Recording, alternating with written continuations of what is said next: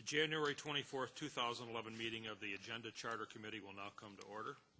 Will the clerk please call the roll? Mr. Barker? Here. Mr. Eckel? Here. Mr. Esposito? Here. Mr. Howland? Here. Chairman Yulovich? Here. Next item is public forum. Is there anyone signed up for the public forum? There are.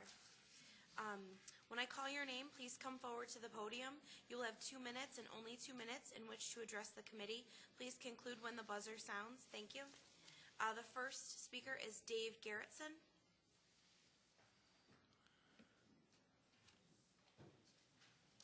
Ladies and gentlemen, I'd appreciate it if you would adhere to the 2-minute time limit, please. Thank you. I'm Dave Garrettson. I live in Greece. You know, there are some ideas that just make sense. And when you talk to people out in the community, they can tell you what makes sense and what doesn't make sense. And when you ask them, does it make sense that we here in Monroe County share a congressman with Buffalo and share another one with Syracuse and share another one with Buffalo and another one with Corning? They say that doesn't make sense. And that's why 6 months ago, Bill Rylick and Jim Alisi and Joe Morelli and other people signed a pledge with Ed Koch to say that they're in favor of nonpartisan or bipartisan redistricting, because it makes sense. But you know, there's some things in Monroe County that only seem to make sense in this room. And saying that it makes no sense to have bipartisan or nonpartisan redistricting, this is the only room where a ridiculous statement like that seems to make sense. Out in the community, it makes sense to everybody. Out in the community, if you were to say to somebody, gee, does it make sense that we have an airport authority and that the director of the authority can spend thousands of dollars in strip clubs? What would your constituents say? They'd say that doesn't make sense. Maybe it makes sense in this room, but out in the community, it makes no sense. If we have an ice skating rink and it's out of control, and we have the president of the corporation serving in a seat that he doesn't even qualify to belong in anymore. Out in the community, does that make sense? No. Where does it make sense? One room, this room. I urge you folks to think about what makes sense in every room in Monroe County, in every diner, in every coffee shop, in every McDonald's, in every kitchen. What makes sense for everybody, every place, is nonpartisan, bipartisan redistricting. Think about what makes sense every place, not just in this room. Thank you. All right, our next speaker is Joan Robbie Davison.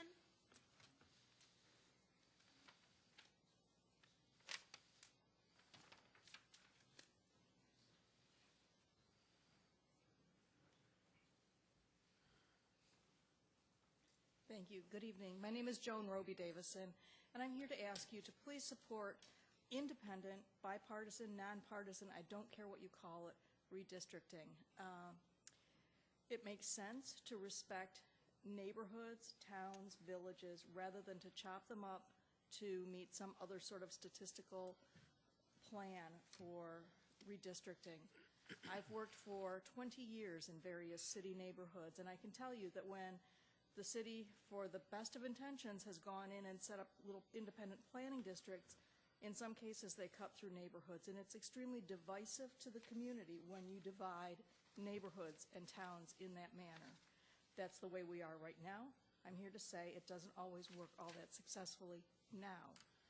Why would we want to continue that divisiveness into the future? So I would urge you to support the efforts for an independent, nonpartisan or bipartisan, again, I don't care what you call it, but we need something different than what we have now to end the gerrymandering, to keep communities together rather than divided. Thank you. The next speaker is Catherine Smith.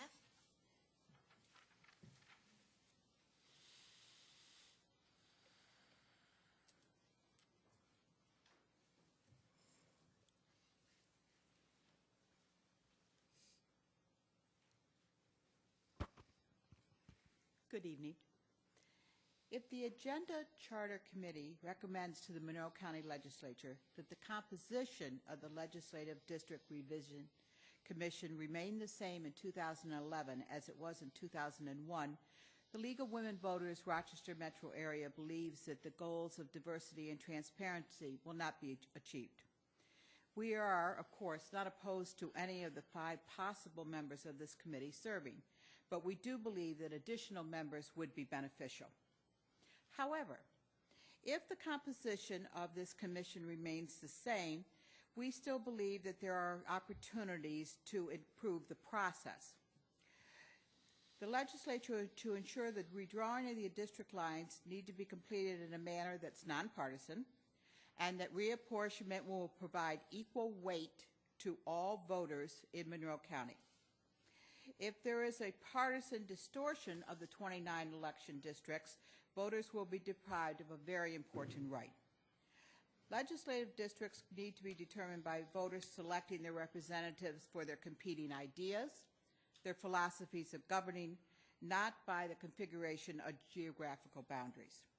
Representative areas need to be convenient, contingent territories that are compact as far as possible. We're looking forward to an opportunity for public hearings. We're looking forward to full data on the maps, the census bureau, the criteria used for drawing the lines. For far too long, the public has felt shut out of this process. That can lead to cynicism. It can lead to public skepticism, which can lead to voter apathy, and we have seen it lead to voters not voting. The League of Women Voters is very interested in the criteria that will be used for drawing the lines. We eagerly await the presentation of the draft map. We have authorized the Center for Government Research to spend funds from the BBB endowment to draw maps for us. We're looking forward to comparing the maps. Thank you. The next speaker is Yvonne Cleveland.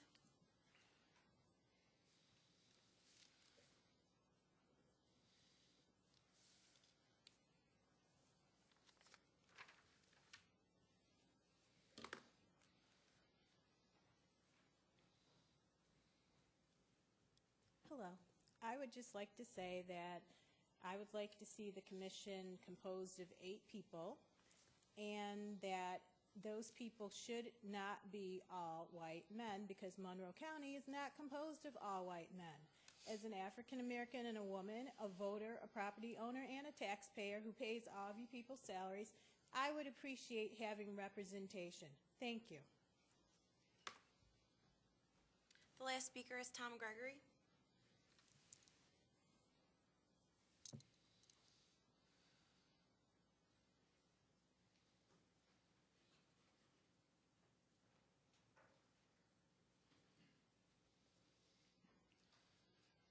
I support the approach that we've been using for a long time here. If, in other words, stay with the charter and the way that the committee is appointed with the 5 members consisting of people with expertise from the Board of Elections, a representative of the minority, representative of the majority party, and the president. That's by our charter, by the charter that the people, the citizens of this county voted in a long time ago, I think 1965. Bottom line is, the county has spoken. All the people, all the citizens who are eligible citizens to vote said back in 1965, this is the way we want things done. The idea of, as a member of the public, I have all kinds of recourse if there was gerrymandering. First thing is that the Supreme Court of the state of New York maintains jurisdiction anyhow to make sure that the one person, one vote mandate is maintained under following Reynolds versus Sims. Second thing, as we know from the 1991 referendum, when there was definite gerrymandering in the districts and that by referendum, the people of after the Republicans put it on the ballot, bottom line is, people said, we don't want this plan, and we went back to a plan that was a compromise plan, again, bipartisan plan between the Democrats and Republicans. In other words, we had a plan that has worked till this day. I should speak about the idea of partisanship because we hear this word a lot.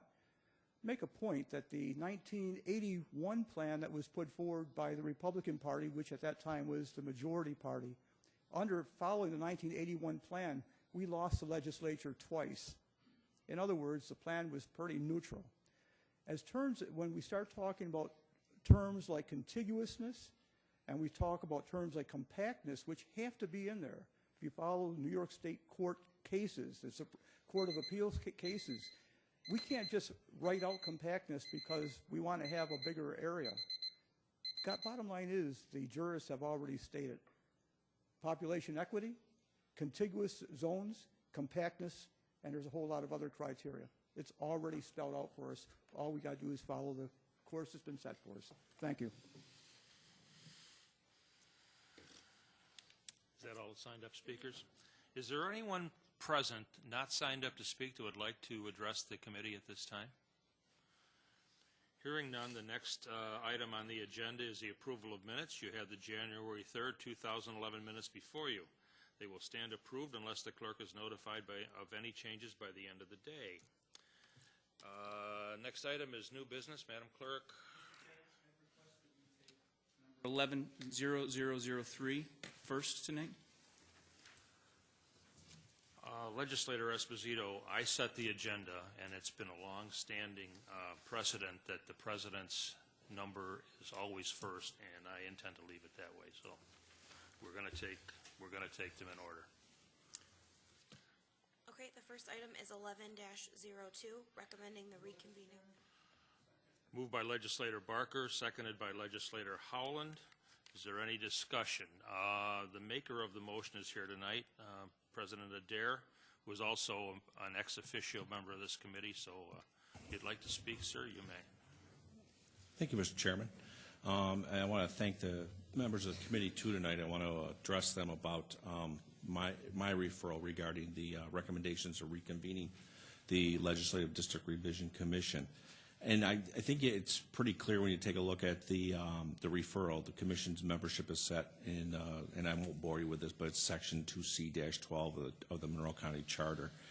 And it includes the president of the body, both boards of the election commissioners, and one representative chosen by the minority and the majority leaders. We've had this process in place since 1980. I think that's been the same way as it's been for 30 years now. Okay. If I'm following the past presidents, I have submitted this referral tonight during its regular cycle so that the commission would be able to effectively and efficiently finish the work in time so that our honorable body can vote on the boundary revisions before the starting of petitions.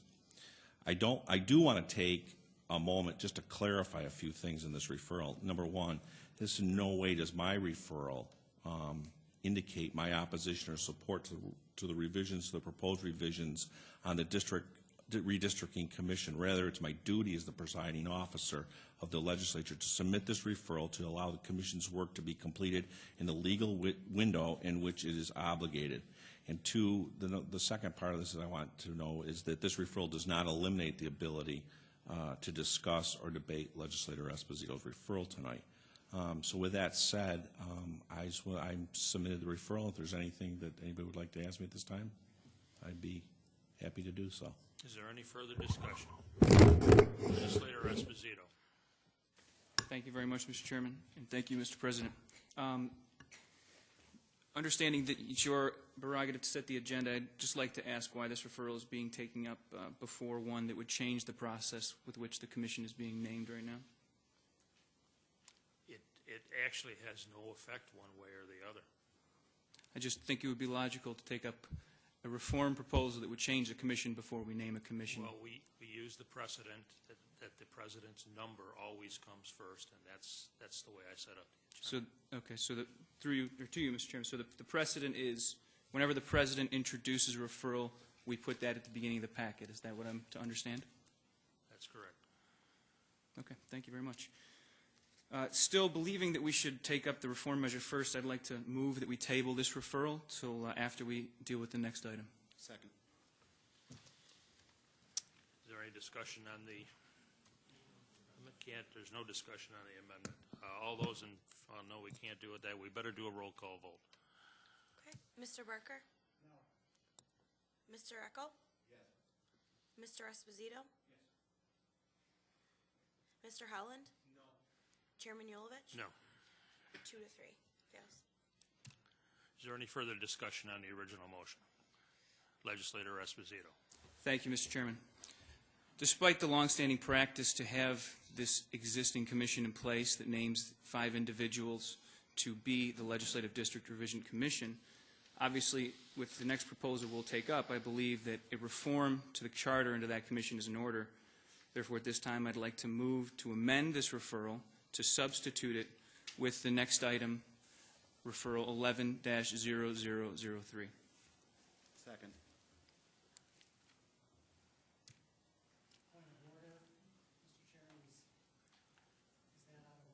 I believe it is out of order, but I can clarify the amendment would simply strike the language in this referral and replace it with the language of my referral, which I can have printed for you if that's easier. Well, point of order, Mr. Chairman. All of the shenanigans about moving things, couldn't we theoretically pass both amendments and let the legislature decide? absolutely, that's why I said it made no difference which order. All right, so they rather came than my in. point of order, we'll just vote down the amendment. Right, so. Vote on the amendment. Roll call vote on the amendment. Okay, Mr. Barker? No. Mr. Eckel? Yes. Mr. Esposito? Yes. Mr. Howland? No. Chairman Yulovich? No. 2 to 3, amendment fails. Any further discussion? Legislator Esposito. Thank you, Mr. Chairman. If I may, I'd like to ask some questions through you to the maker of the referral. Absolutely. He's an ex officio member of the committee, and he may speak. Thank you. Through you, Mr. Chairman, Mr. President, could you explain a little further? You said it was your duty to bring this referral at this time. Could you just expand upon that, please? Yes, through you, through the chair to Legislator Esposito. If I'm not mistaken with my timelines, this referral that I'm submitting today is exactly the same time as we did it 10 years ago, just so that we hit all of the dates that we have to do the public hearings and be ready for when the census comes out. So.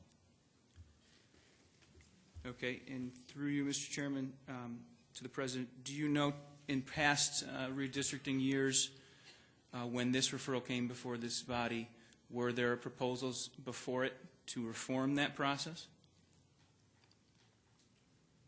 Through you to the chair, not really sure that I'm aware of that there was an amendment to it, but I know that if I'm looking at what history I've got on it, is that we submitted this on this time at this cycle to make sure that the process moved forward. Okay. Through you, Mr. Chairman, in your referral lists a date, March 25th. Can you explain why that date is listed in your referral?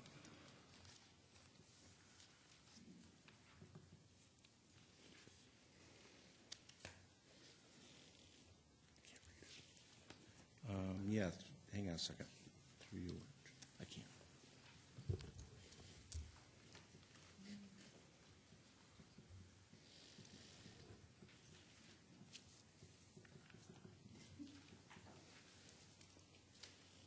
Through you, Mr. Chair, it's a Board of Elections estimate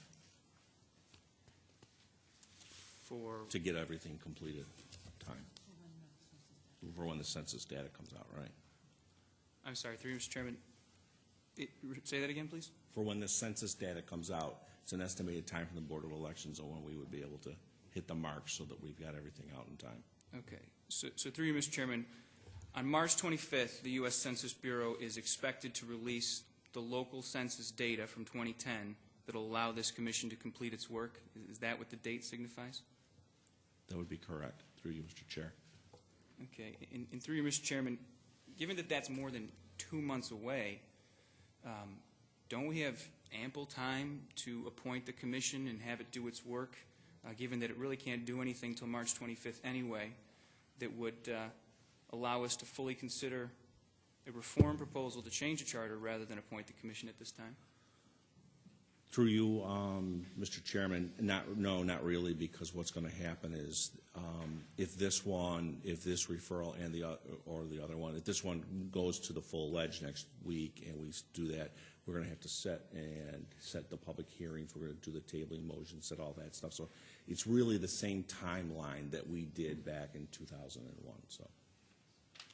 And through you, Mr. Chairman, is there anything stopping you as president with the authority to do so from naming a commission like this through a matter of importance or a matter of urgency or some expedited time frame to make sure that it was in place in order to do its work by March 25th?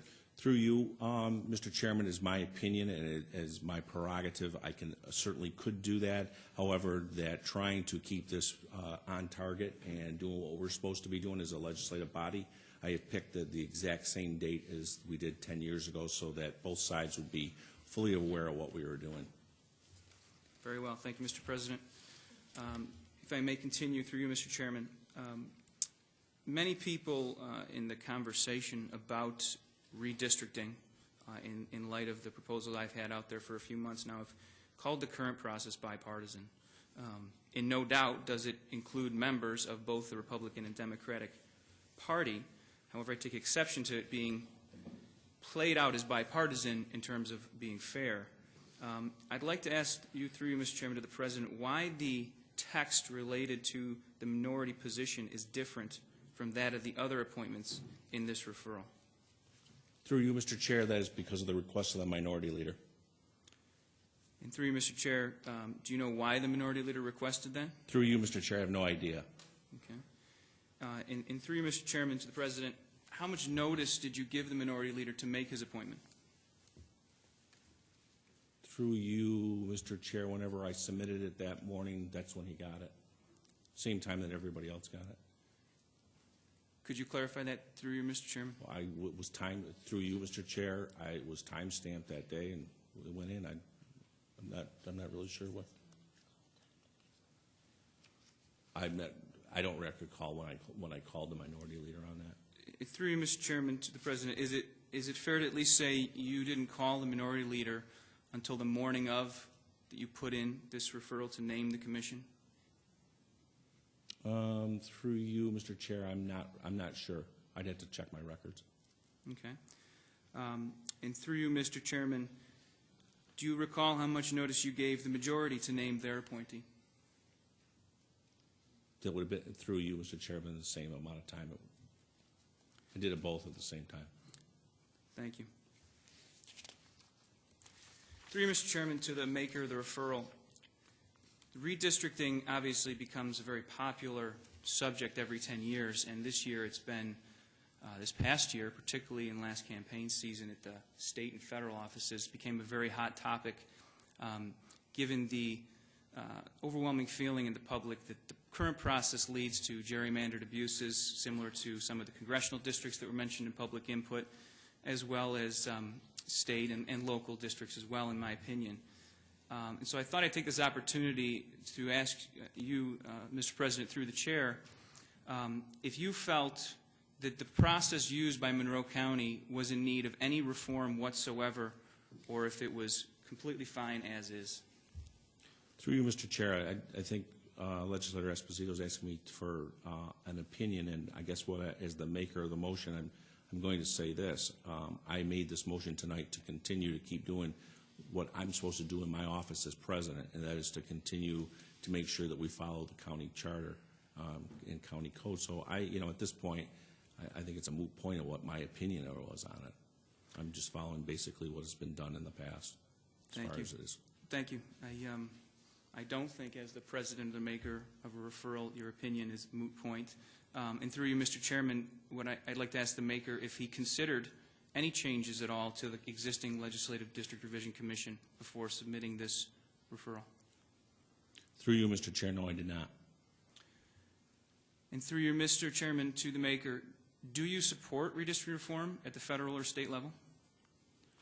Through you, Mr. Chair, I am sitting here today as the maker of the motion, and I will tell you that I have done a lot of homework on this, and what we have done in Monroe County has been a very good job over the past few years, and I know that this process is very.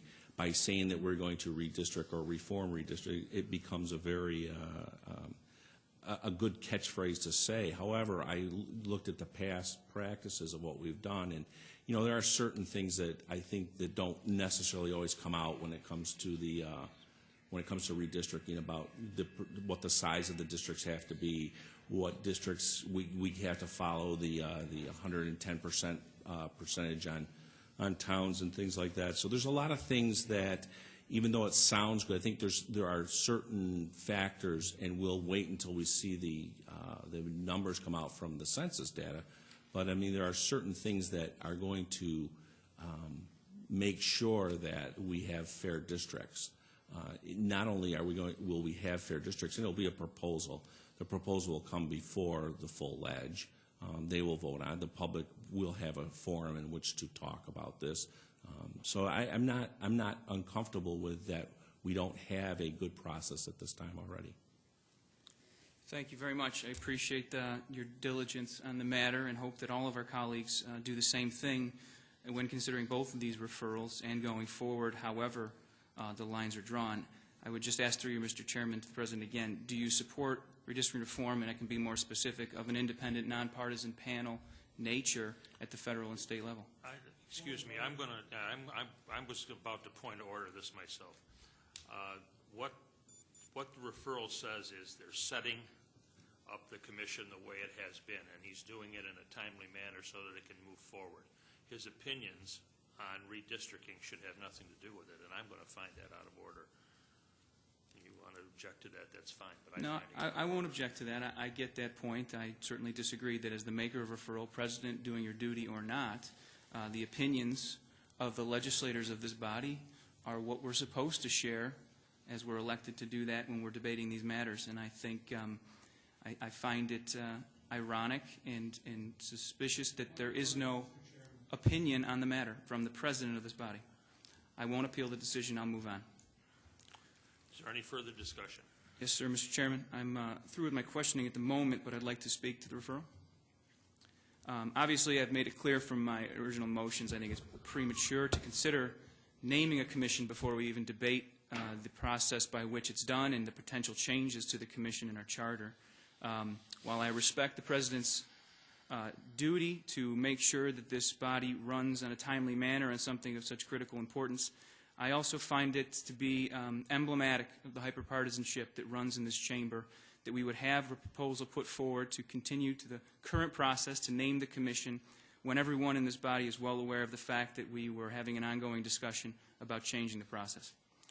This process that's before us in this referral, naming the commissioners, or at least 4 of them, is just politics as usual.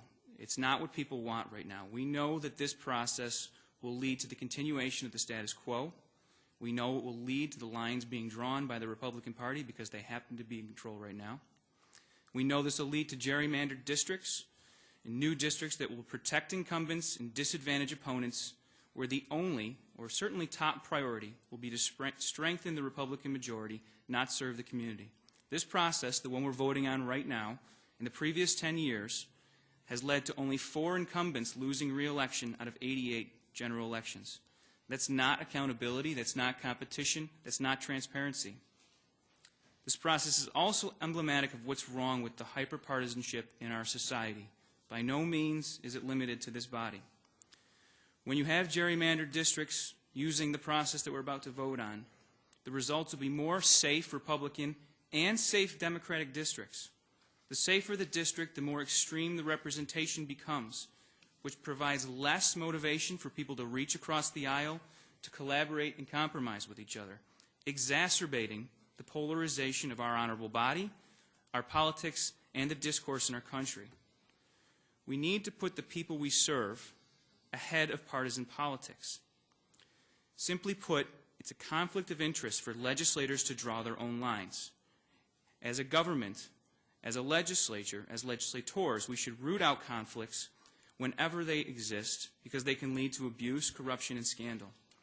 For these reasons, I obviously urge you on this committee to vote no, so that we can reform the process and then name a commission when we have a fair, bipartisan, truly bipartisan one before us. I ask you to vote no so we can adhere to the overwhelming will of citizens that do not want the status quo to be maintained.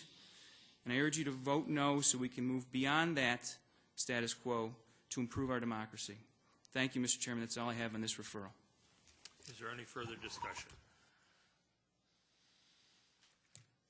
Hearing none, all those in favor signify by saying aye. Aye. Opposed? Motion passes. Next item on the agenda. Next item is 11-03, Independent Redistricting Commission for the Monroe County Legislature. You want to move it? Yes, I'm sorry, move it. Moved by Legislator Esposito, seconded by Legislator Eckel. Is there any discussion? Legislator Esposito. Thank you, Mr. Chairman. I know this is a long-discussed referral and detailed proposal. Therefore, I'm happy to take any questions from the committee members at this time. There's no questions. Is there any further discussion? Legislator Esposito. Thank you, Mr. Chairman. I had hoped we'd have a vigorous discussion about what an independent reform process would look like and what the disagreements might be, if there are any. I'm disappointed there aren't questions. I'm disappointed that it appears to be business as usual for this committee and for this body. I'll briefly describe the proposal for those who are watching in attendance and for my fellow committee members. This proposal would reform the Legislative Redistricting Commission in the county charter to create an independent, nonpartisan process by expanding the current commission to 8 members comprised of appointments, 4 each from each side of the aisle, to have a truly bipartisan equal representation and a model similar to the one used by our Board of Elections. The members would be the Democratic and Republican members, commissioners of the Board of Elections, 2 members of public policy or voters' rights advocacy groups, and 2 members of minority rights groups, and 2 more retired judges, which was an amendment from the previous proposal, which had 4 retired judges. It was amended because of concerns about the ability to find 4 retired judges that might be willing to serve, and also because of the perhaps inherent partisanship of elected officials, those being judges. Aside from the judges, no current or former elected party officials, elected officials, or campaign consultants could be named to the commission. In addition, the new commission would require something that is not in place now, and that is a maximum 1% deviation in the population of every legislative district. This would avoid the issue where legislative commissions load up one district and reduce the number in another district in order to get around the one-man, one-vote requirement for equal representation. This is something that is done at the congressional level and is done to a larger extent, a larger percentage value at the state level. This proposal would also require that we respect village, small towns, city neighborhoods, and where possible, town boundaries, so that legislative district lines would adhere to those lines. This also is a point of another amendment where I believe this referral was improved to respond to feedback from the community and from my fellow legislators to clarify language surrounding large towns. We have several towns in our county that have more than 25,000 people, which is one county legislative district, and would therefore need to be divided. Whenever that happens, the goal would be to keep existing municipal boundaries of the town, neighborhoods, hamlets, villages, or any other historical division. As referred to in one of our speakers, this referral would keep intact the constitutional requirement that districts be compact and contiguous. It would require at least 2 public hearings of the commission, which is not currently a requirement. It would require 5 votes to pass a plan and also to elect a commissioner or a chairman, and held a quorum for meetings. It would still require legislative approval once the plan is submitted to us, but this body would then not be allowed to modify it, to instill the independence and prevent the injection of partisan politics as much as possible. The referral would also establish specific time frames, given that we have a very truncated time period in the local election year following a decennial census.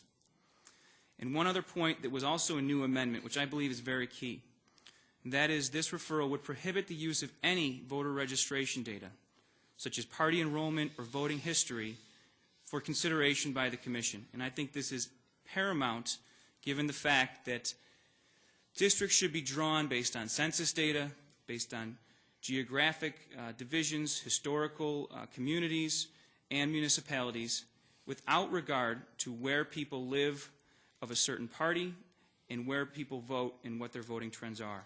This is the fundamental problem with the current process that was just passed by this committee, and one that would be prohibited in a truly independent, nonpartisan process.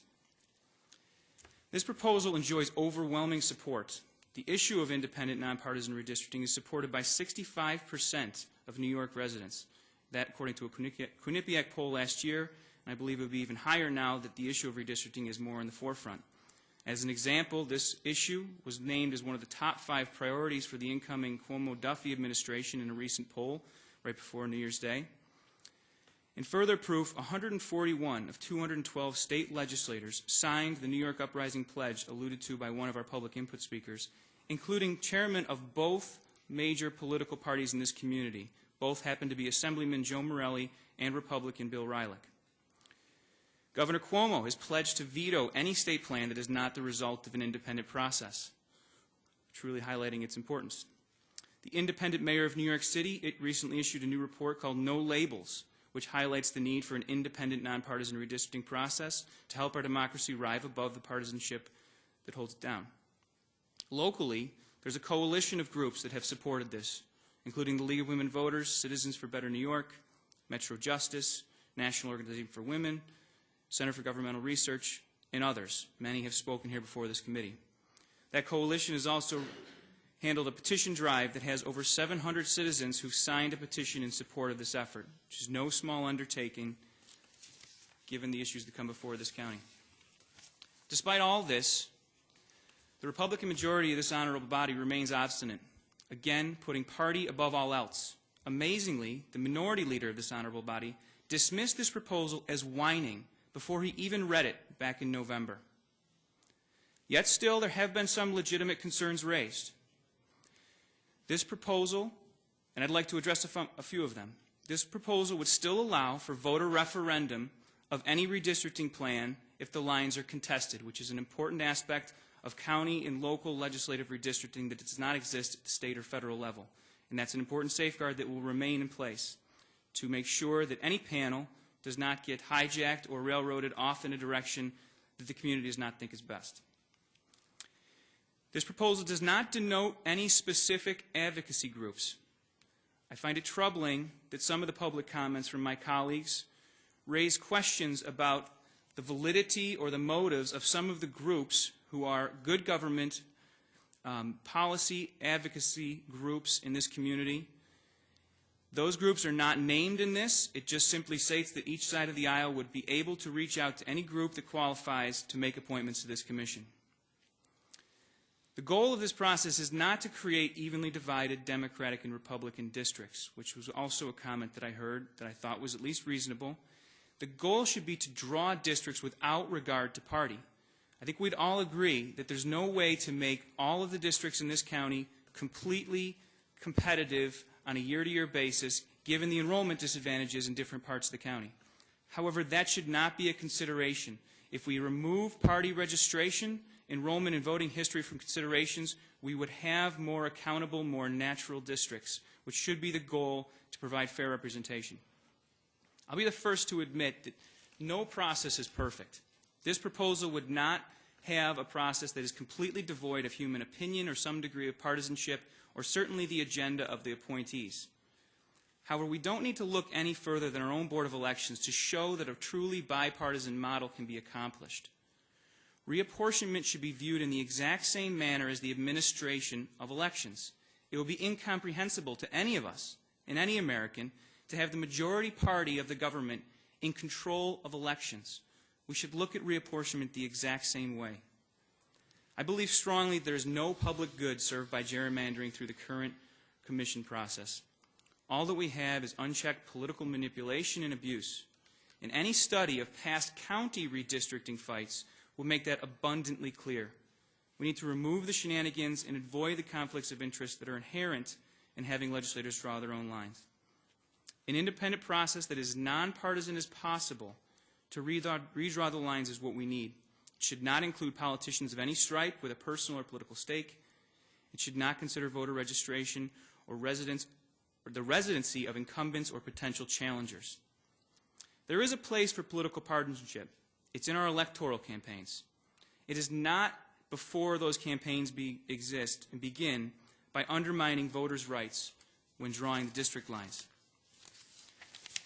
I'd like to just highlight one example that sort of brings to light what I would call the absurdity of our current redistricting process. Imagine, if you will, before a high school football or basketball game, the captains stride out to the middle of the field or the middle of the court to go over the ground rules with the officials.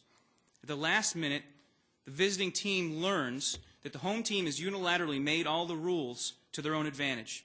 Instead of going 100 yards for the visiting team, they have to go 120. Instead of shooting on a 10-foot hoop, the visiting team has to shoot on an 11-foot hoop. That would be unimaginable to us in the realm of sports competition. It would be un-American. Now, that can't happen in a sporting contest because we have independent officials that make and enforce the rules. People deserve and demand the same level of fairness in their political system. This is an idea whose time has come. Our sister counties around the state are doing it. Most notably, Nassau, Suffolk, and Ulster are already implementing redistricting processes that are independent and nonpartisan. Our community deserves the same basic fairness in this key part of the democratic process. We need to allow for more moderate, competitive districts and representatives who are more willing and able to be civil, collaborate across party lines, rather than just posture and pander to the wings of their party because gerrymandering has eliminated accountability in general elections. And we need to restore integrity to government by overcoming political differences on a reform that has overwhelming public support across all party lines. This is a very unique chance to overcome the squabbles of partisanship that often plague this honorable body, to do something that will last long after us and improve our community. I encourage you to vote yes in this proposal for reform, yes for independent, nonpartisan redistricting, so that we can advance it out of this committee, have a full hearing in our community, and a debate among the full legislature. Thank you, Mr. Chairman, for the time. I appreciate the opportunity. Thank you, Legislator Esposito, for a very lengthy and succinct explanation of your referral. Thank you. Is there any further discussion? Legislator Eckel. Thank you very much, Mr. Chairman. I would just like to speak a little bit to past commissions and the idea that there has been no gerrymandering in the past, how I find that almost laughable. One need only look to a couple of districts within our county to see this. Number one, if we want to talk about compactness and contiguous borders, let's look at Legislative District 29 that has a large swath, or as a matter of fact, the entire town of Irondequoit between its two parts. One part contains approximately 10 houses up on the lake, and then the rest of it is within the city. In between are two other districts that represent Irondequoit. A second district you need to take a look at, if you say there's no gerrymandering within this county, is my own district, the 26th. My district, as people ask me as I go door to door, is who do you represent? Well, I represent 4 towns and a river.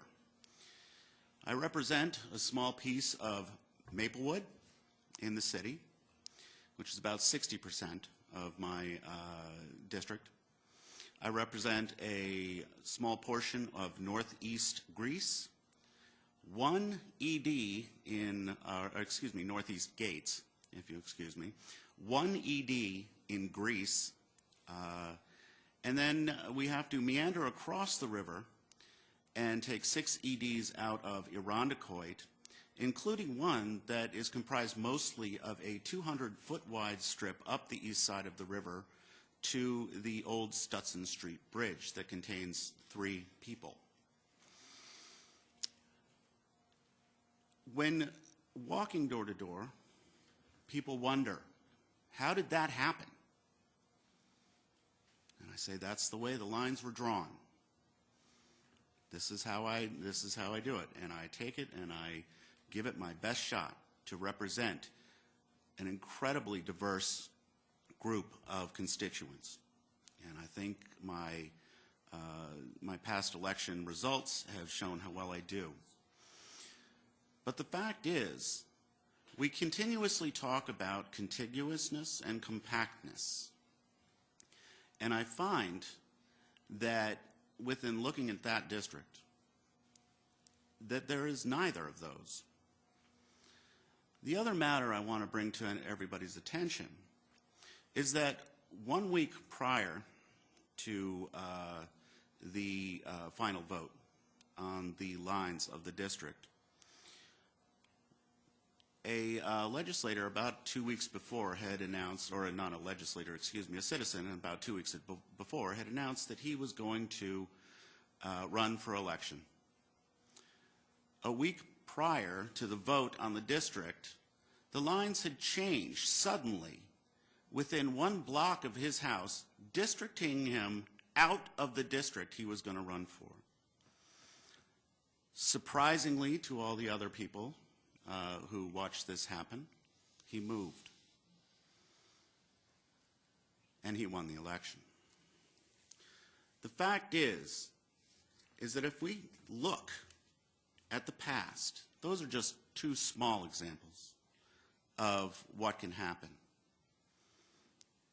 If we look at the past, we can see history proves that this has been used in this way, in an improper gerrymandering way. We just look at several of the districts within Monroe County, try to fit the pieces of the puzzle together, and you will find that that puzzle says that there has been gerrymandering. I urge my colleagues across the aisle, gentlemen, I urge you to support independent redistricting. I have been fighting for independent redistricting since I was 18 years old and able to vote. Whether I was in the majority or minority, whether who I was working for was in the majority or minority, I always talked about independent redistricting. The fair vote, a vote that's based on the people and where they live, is what I've worked for. I urge you to support an independent redistricting commission for Monroe County.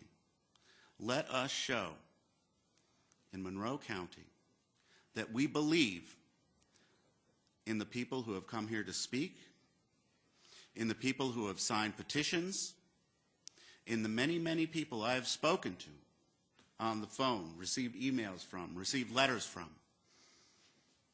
to support independent redistricting. Listen to the will of the people. The people have spoken, and the people are speaking, and the people will continue to speak. Thank you. Is there any further discussion? Legislator Barker. Mr. Chairman, first, Mr. Esposito, I believe there was one comment that you would like to change. You gave credit to the minority leader for accusing your proposal of being a whining proposal, and that sounds more like the majority leader to me. So I didn't think that I thought Harry might be calling you quickly. He did not say that. Yes. So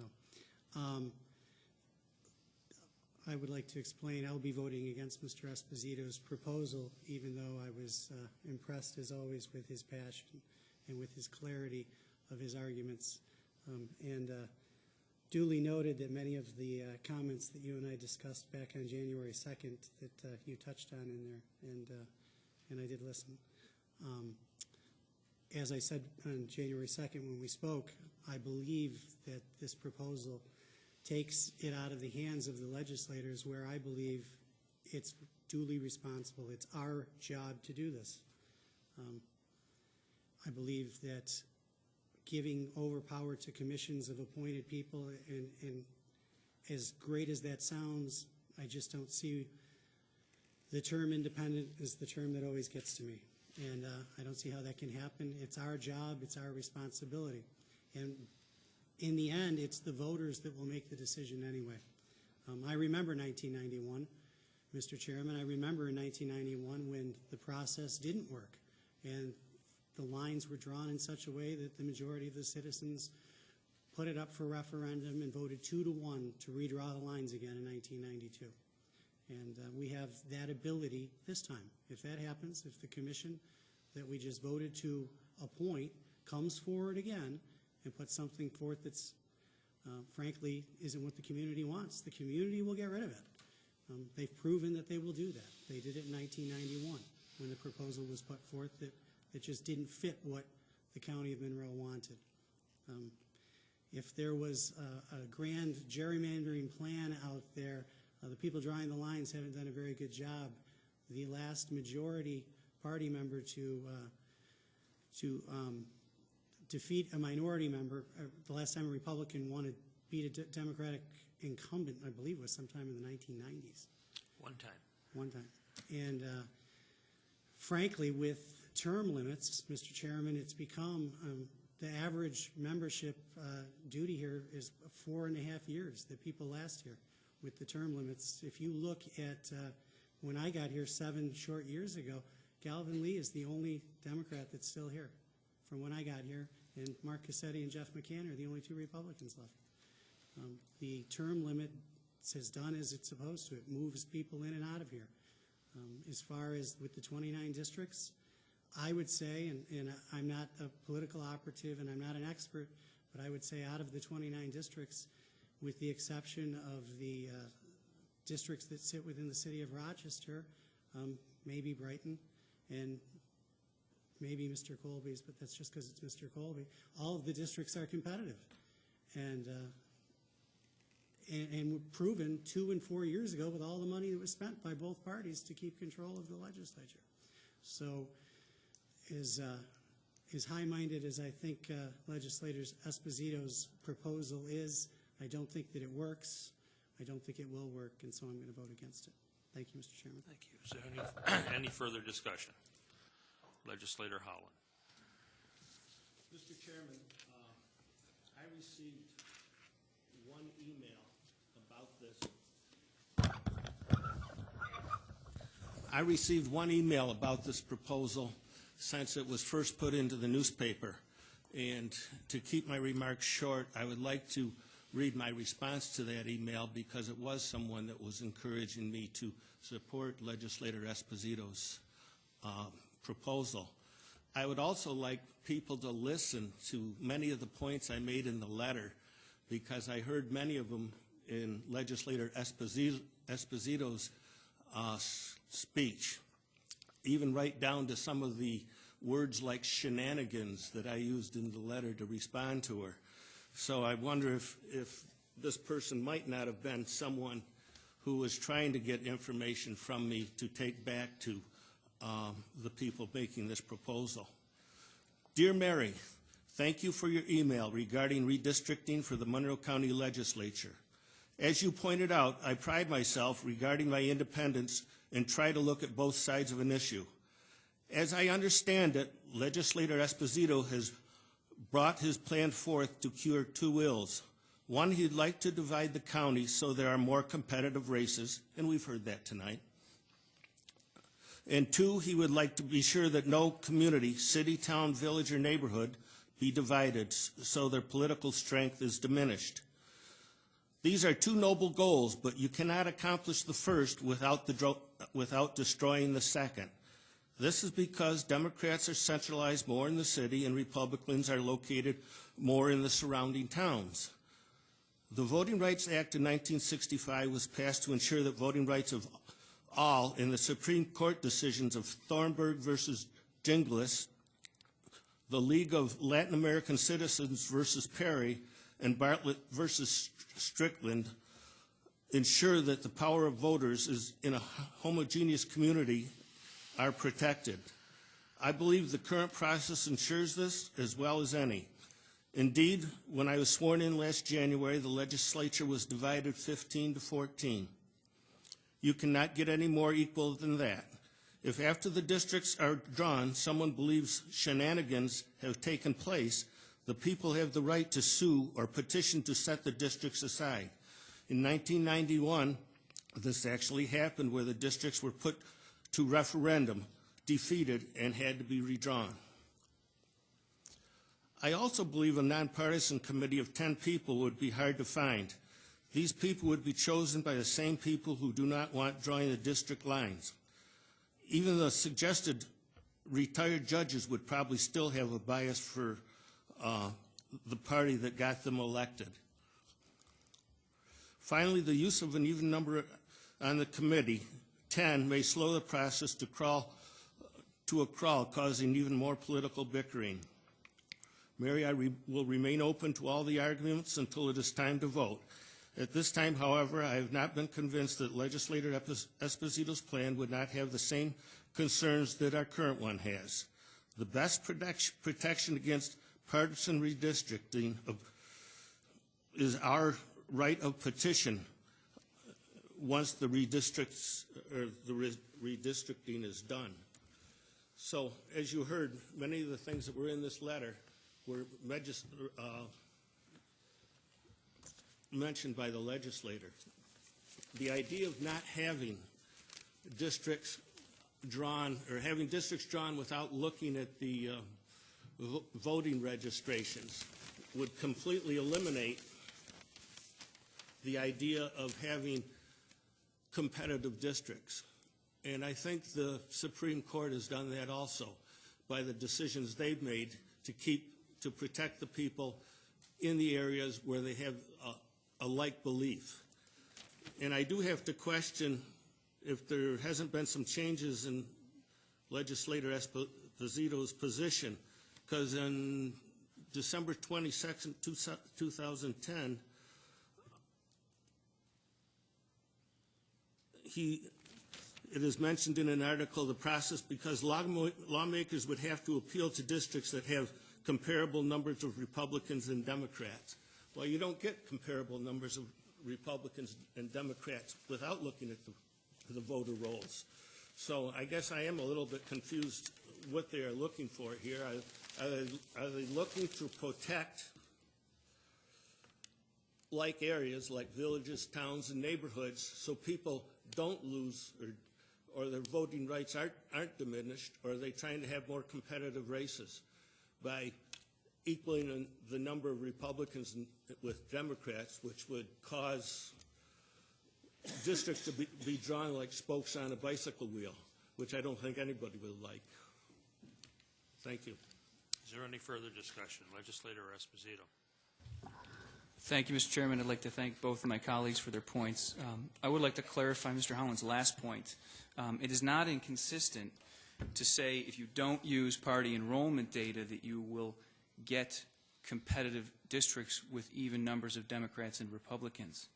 The point is simply, if you eliminated that criteria from drawing the districts, you would get districts that are more competitive, Democrat to Republican, than districts that are drawn specifically to reduce that competition. So I understand how the quote may seem a little incongruous, but I can assure you, I believe and have always believed that voter enrollment data should not be considered in districting. And that is the key thing here. I mean, I could even, I think, live with the current process if I was sure that that data was not part of the consideration of the Commission. So I wanted to correct that.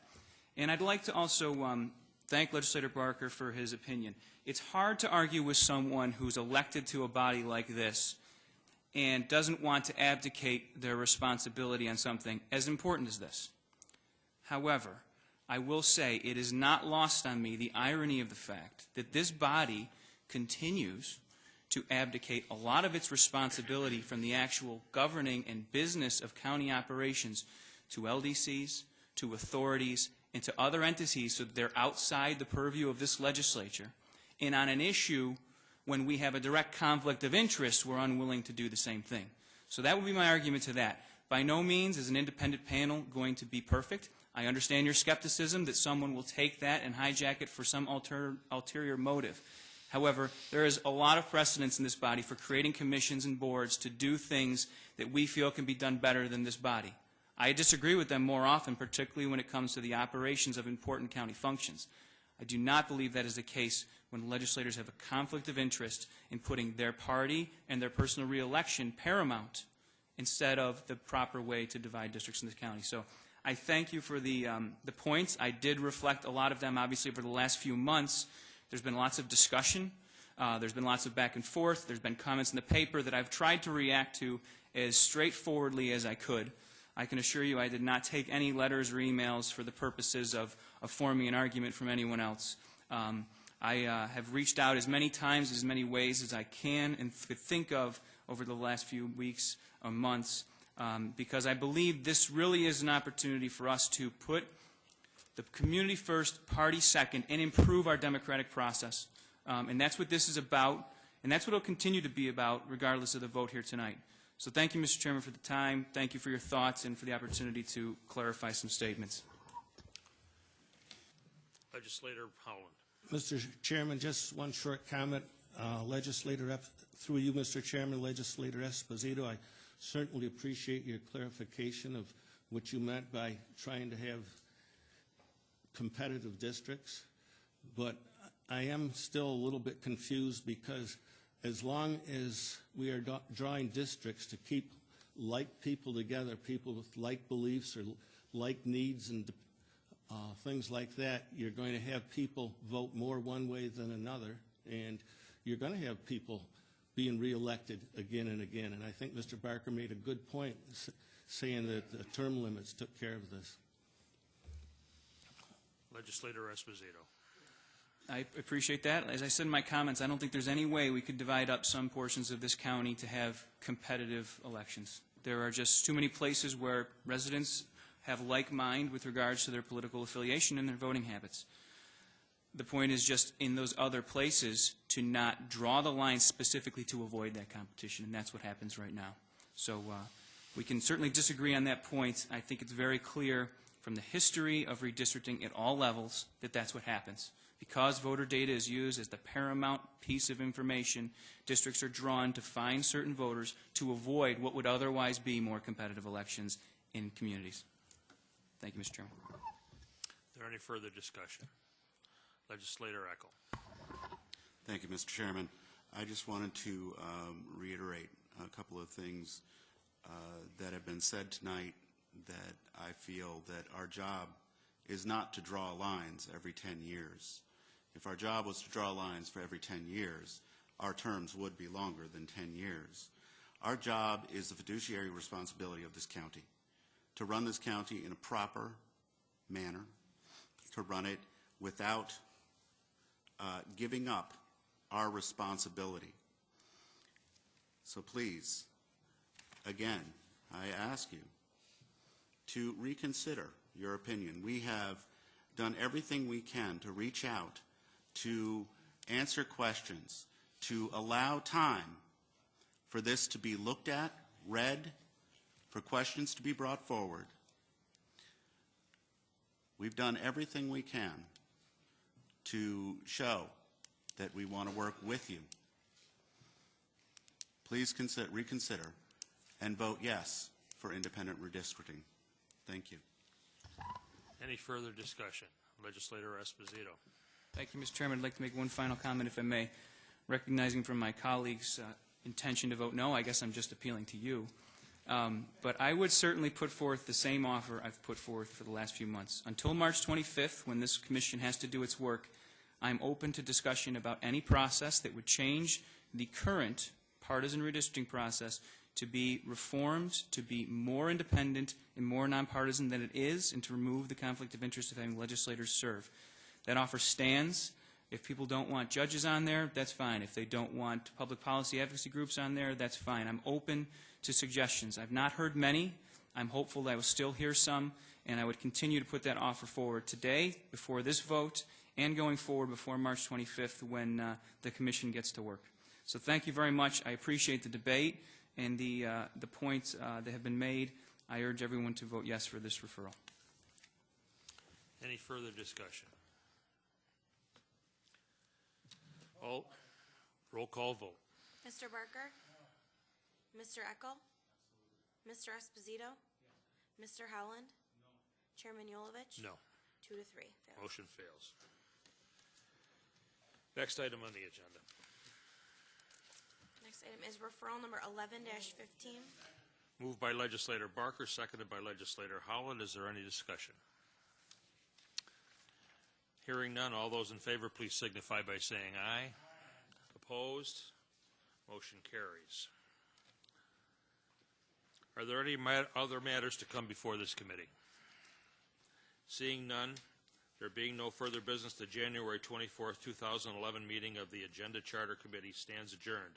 The next meeting of the Agenda Charter Committee is scheduled for Monday, February 14th, 2011 at 5:30 p.m.